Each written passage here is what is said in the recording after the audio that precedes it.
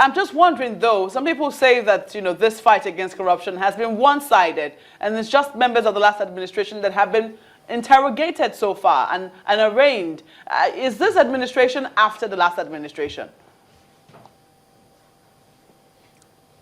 I'm sorry for that appearance, but I do not think the president will be purposely out for the last administration.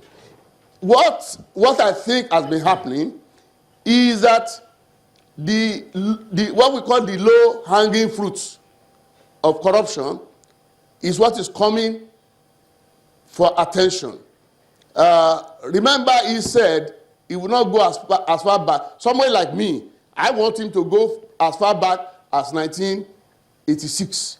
But he says that the problem is so enormous, so extensive, that let him start with the last administration, the most obvious. That's why I call low-hanging fruits. What's spectacular about 1986? That the other party seems to be at the end of the fight. I'm saying that I do not think the government is purposely going after the last administration. The government is not purposely going against members of the PDP. The government is going against officials who are stealing money. And to me, from the information available to us, it has not even gone after 1% of those people who are responsible for our misfortune. Professor Adekunle, what's unique about the year 1986?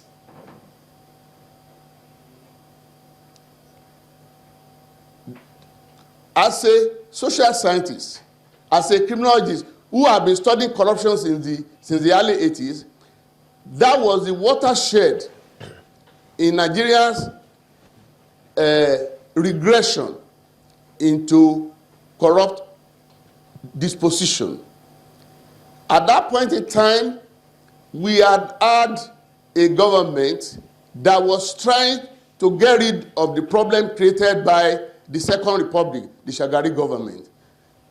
And that was Buhari, in which he used extraordinary measures for the extraordinary problem of corruption. But immediately the next government came in to get popular with the elites and the lawyers.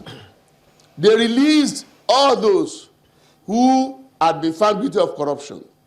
Systematically, they returned their property to them. Systematically, settlement became the engine of government. In fact, somebody used to say that before IBB regime, the average civil servant was a petty thief. But that after IBB, the average civil servant became an armed robber. Now, that situation regressed so much so that as of the time of Jonathan, there was the Nigerian government has become a racket, a mafia racket, in which a few people using the offices actually flees the country to penury, to a state of economic kwashiorkor. So that is why I thought personally, in order to make everybody feel confident about our fight against corruption, we should go back as far back as 1986 in a systematic manner, in an orderly fashion. It may take us 5 years, it may take us 10 years, but there must be a systematic approach to this matter of corruption. Because what we are hearing now about whether Dokpesi, about Dasuku, about whoever, is just very, very tip of the iceberg. What happens daily in every MDA, ministry, departments and agencies? What happens in every bank? I mean, take for example. But the thing about all of that, how many years ago that the share of First Bank was 44 naira. Today is 5 naira. Yet the top echelon of First Bank, they are going all over the world, having conferences in Barcelona, having conferences in Jamaica. I'm just giving you an example of that there is corruption in the private sector. It is ruining the economy also. There is corruption in the banks. So what we are seeing that government is attacking ABCD, no, It is just the low-hanging fruits, the immediate one, that is confronting them as they took over government, and the government was found to be penniless. That is what is giving the impression. It is not at all. And I believe that just if a minute, brought Prof. any We need to work with available time now. Just hang on, because I mean, we hear the military. They will tell you, look, we follow the rules of engagement, but then the law, the democracy, there's got to be rule of law and not that of force. There's a presumption of innocence here, and by all means, if anyone found guilty to have mismanaged the country's funds, the law exists. They should face the music, no matter who the person is. But there are rules that these things have got to follow. If people go to jail for contract splitting, why should an agency also be seen to be, or that's the way it comes across, splitting charges? Because if you say, or if it's released on bail, then you discover another charge, then you quickly arrest him as if they just discovered the charge as soon as he was released on bail. Because it all gives the impression that they are presuming them guilty before they even get to the trial. Let me respond, Chamberlain. If you understood what I said, I didn't say they were splitting charges. I said if they discover a new offense, you may be, for instance, going by law, you may be arrested for burglary. Then later on it was discovered, actually you were involved in armed robbery. That is another legal category. And if you are arrested for that, you'll be charged accordingly or separately. So I do not think they were splitting charges suddenly. I believe what is happening is they charge as they discover. But they keep discovering these charges whenever they are released on bail.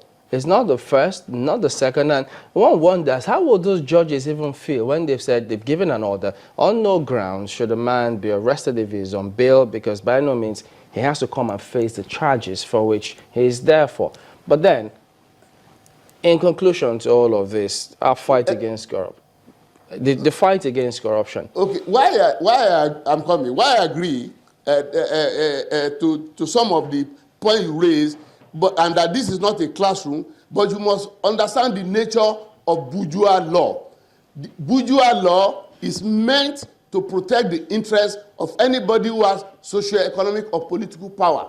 But what we are trying to say is that this kind of approach will eventually ruin the collectivity, and that therefore it is important that those who have social conscience actually use the loopholes of the bourgeois law to also deal with the bourgeois offenders.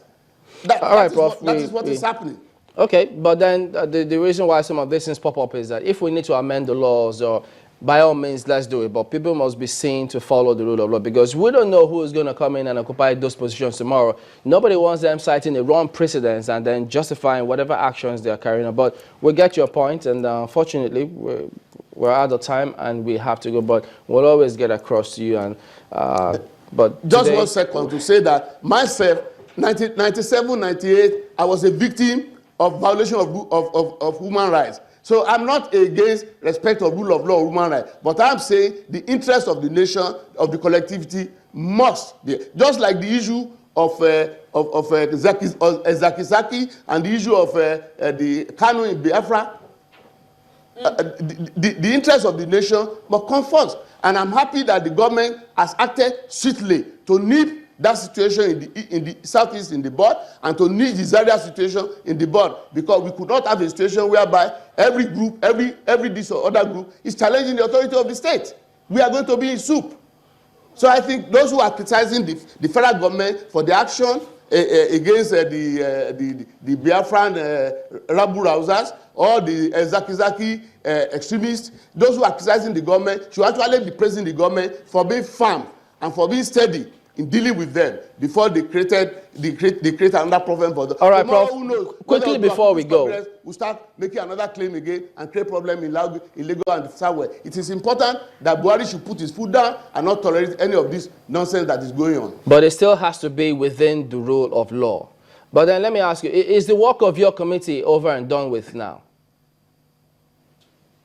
No, that is the error some people. Our committee's tenure is at the discretion of the president, and it is not time bound. He can dispose of us tomorrow, and he can leave us there till his time expires.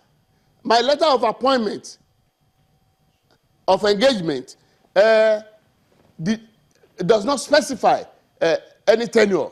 It is a continuous, ongoing advisory committee. Remember, we are not salaried. We don't have mansions or offices. We don't have official cars. We meet regularly to advise government generally, systematically, and as issues arise. All right. Thank you very much indeed, Professor Femi Odekunle, who is a member of the Presidential Advisory Committee on Corruption. We will be back in a moment. Please join us again.